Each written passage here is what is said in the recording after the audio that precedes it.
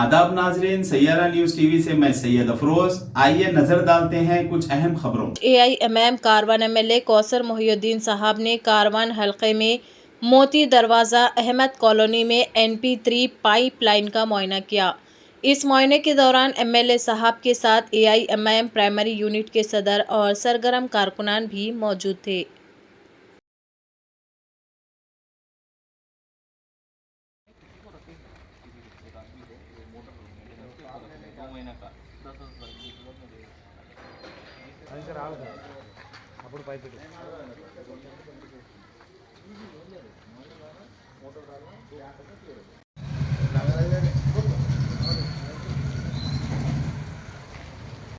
मीर चौक traffic police की जानिब से चढ़ाऊ की मस्जिद के पास गाड़ियों की खुसूसी तलाशी मुहिम चलाई गई, जिसमें गाड़ियों के नंबर प्लेट्स, लाइसेंस, डॉक्यूमेंट्स की चेकिंग की गई और विदाउट नंबर प्लेट्स और इसके अलावा दुरुस्त डॉक्यूमेंट्स ना रहने की वजह से कई गाड़ियों को सीज्ड भी किया गया।